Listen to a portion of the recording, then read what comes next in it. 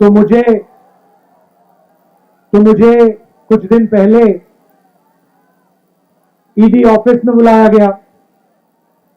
अच्छा भैया शांत हो जाए। कुछ दिन पहले मुझे ईडी ऑफिस में बुलाया गया। छोटा सा कमरा था,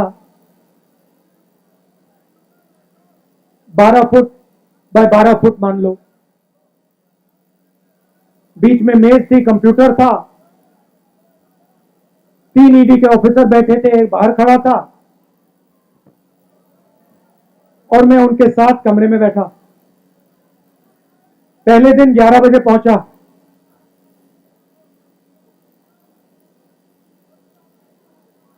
शाम हुई, मैं ज्यादा कुर्सी से नहीं हिला। वो बीच में उड़ जाते थे, चले जाते थे। उनके जो सीनियर ऑफिसर थे उनको इंस्ट्रक्शन की भी जरूरत थी, तो वो निकलते रहते थे, आते थे। तो रात को 10:30 बजे मुझे कहते हैं, राहुल जी एक बात आप हमें बताइए, आप यहां सुबह से बैठे हैं, आप कुर्सी से उठते नहीं हैं, आप सीधे बैठे रहते हैं और 11 घंटे हो रहे हैं, 11:30 घंटे हो रहे हैं, आप बिल्कुल थके ही नहीं हो। हम थक गए हैं मगर आप नहीं थके।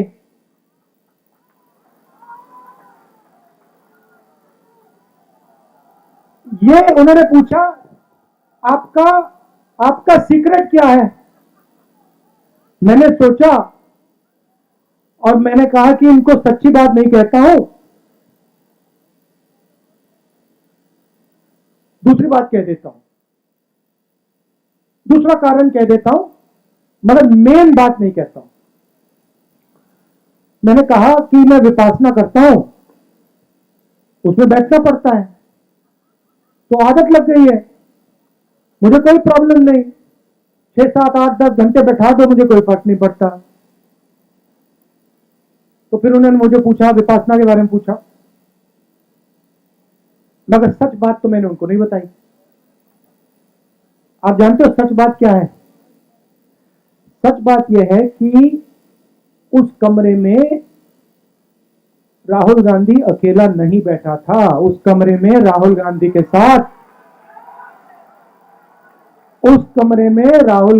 साथ कांग्रेस का हर नेता, हर कार्यकर्ता कमरे में बैठा था।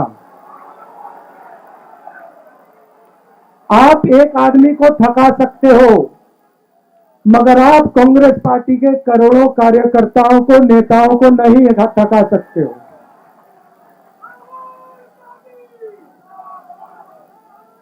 और सिर्फ कांग्रेस पार्टी के नेता, कार्यकर्ता उस कमरे में नहीं थे। उस कमरे में इस सरकार के खिलाफ जो भी बिना डरे लड़ता है वो बैठा था।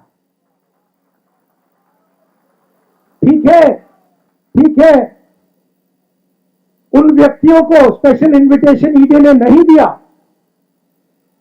मगर उस कमरे के अंदर जो भी हिंदुस्तान के लोकतंत्र के लिए लड़ रहे हैं वो सब के सब मेरे साथ बैठे हुए थे। तो थकूंगा कैसे? अच्छा फिर 3, 4, 5 दिन हुए। आखिरी दिन कहते, राहुल जी आपने इतनी पेशेंटली सवाल के जवाब दिए, हर सवाल को आपने सुना, आपने जवाब दिया, फिर आपने चेक किया, तो इतनी पेशेंस आप में से आपको कहां से मिल गई? मैंने कहा भैया ये तो मैं आपको नहीं बता सकता। वो पहले आपने थकान की बात पूछी, मैंने विपासना बोल दिया, वो पेशेंस का नहीं कह सकता आपको। आप जानते हो पेशेंस कहां से आई? कह देना था, कांग्रेस पार्टी में 2004 से काम कर रहा हूं। पेशेंस नहीं आएगी तो क्या आएगी?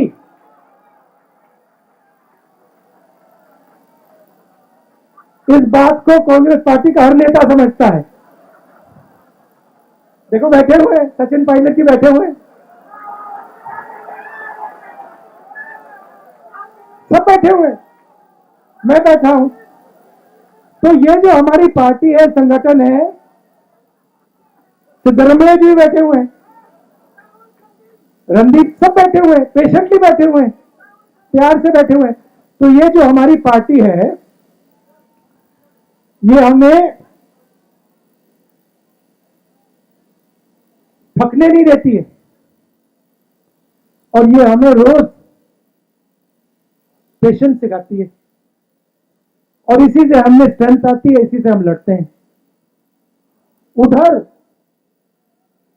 पेशेंस की कोई जरूरत नहीं, उधर बस हाथ जोड़ दो, मत्था टेक दो, सच्चाई मत बोलो, काम हो जाएगा। तो सबसे पहले मैं आपका धन्यवाद करना चाहता हूं कि आपको लगा होगा कि राहुल गांधी 5 दिन 3-4 ईडी ऑफिसरों के साथ अकेला बैठा है। आप गलतफहमी में हो, आप सब मेरे साथ ईडी ऑफिस में बैठे हुए थे, और आपने अपनी शक्ति मुझे दी, इसीलिए ईडी शीडी कुछ नहीं, कुछ फर्क नहीं पड़ता। और मैं आपको बताऊं, वेणुगोपाल जी ने कहा, मैं आपको बता रहा हूं, जो ऑफिसर्स थे जिन्होंने मुझे इंटरोगेट किया, उनको भी यह बात समझ आ गई कि कांग्रेस पार्टी के नेता को डराया नहीं जा सकता है, कांग्रेस पार्टी के नेता को दबाया नहीं जा सकता है, धमकाया नहीं जा सकता है, क्योंकि कांग्रेस पार्टी सच्चाई के लिए लड़ती है। सच्चाई में पेशेंस की कोई कमी नहीं होती, सच्चाई कभी थकती नहीं है। झूठ जरूर थक जाएगा, मगर सच्चाई कभी नहीं थकती, सच्चाई में पेशेंस की कोई कमी नहीं हो सकती। तो मैं आपको दिल से धन्यवाद करना चाहता हूं। मगर मेरा जो मामला है, ये छोटा सा मामला है, मैं आपको बताऊं तो ये जरूरी भी नहीं है। आज सबसे जरूरी बात हिंदुस्तान में रोजगार की है। नरेंद्र मोदी की सरकार ने, जो इस देश की रीढ़ की हड्डी है, स्मॉल एंड मीडियम इंडस्ट्री, जो इस देश को रोजगार देती है, उस रीढ़ की हड्डी को इन्होंने तोड़ दिया है। और आज मैं महीनों से कह रहा हूं, और जो हमारे युवा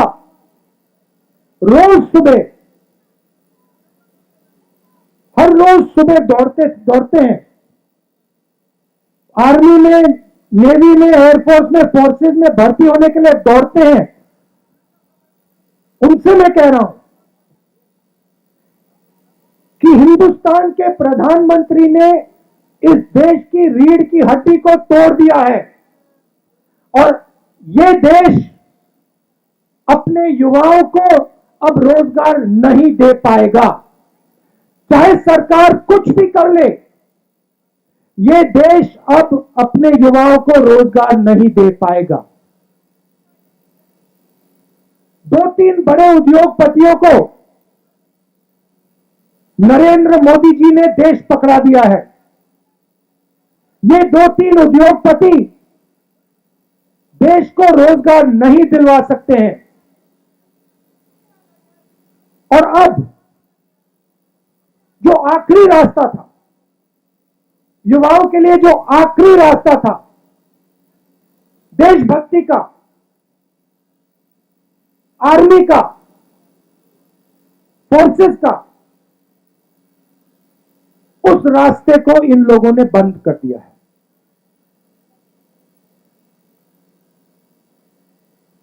वन रैंक वन पेंशन की बात करते थे,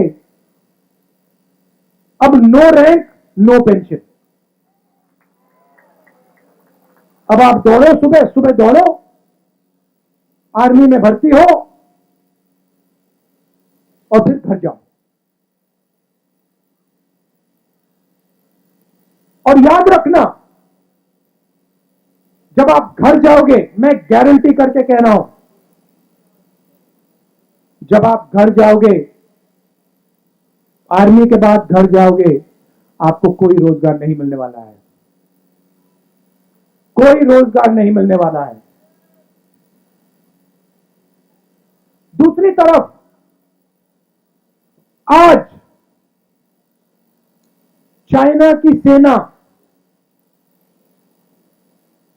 हिंदुस्तान की धरती में बैठी हुई है। 1000 स्क्वायर किलोमीटर से ज्यादा जमीन चाइना की सेना ने हमसे छीनी है। यह सच्चाई है, इस बात को हिंदुस्तान की सरकार ने एक्सेप्ट किया है। सेना को मजबूत करना चाहिए और सरकार सेना को कमजोर कर दी है, और इसका नतीजा आएगा। जब युद्ध होगा तब इसका नतीजा आएगा।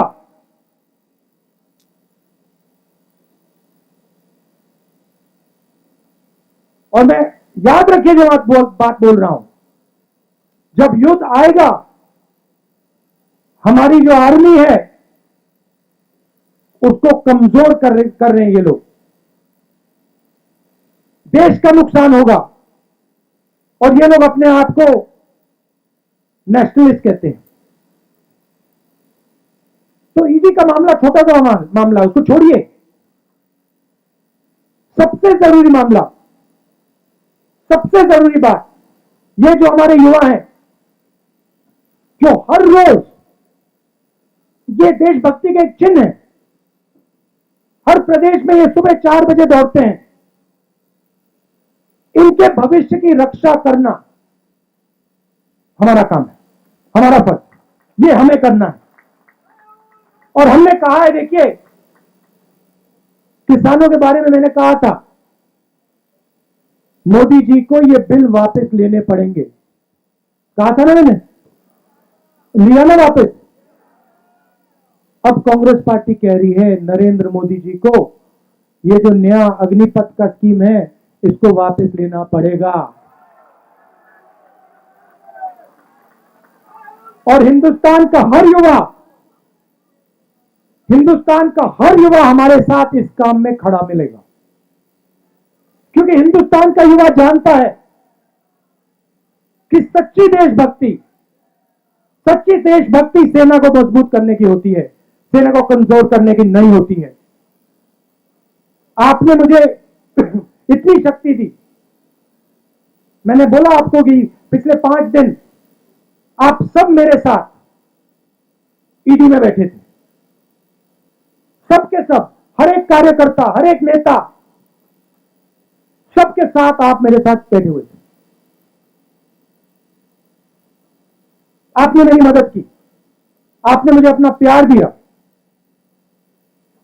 इसके लिए मैं आपको दिल से धन्यवाद करना चाहता हूं। और एक साथ मिलकर ये जो नया धोखा किया है नरेंद्र मोदी जी ने सेना के साथ, देश के साथ, इसको हम रद्द करवाएंगे। आप सबका फिर से बहुत बहुत धन्यवाद। नमस्कार।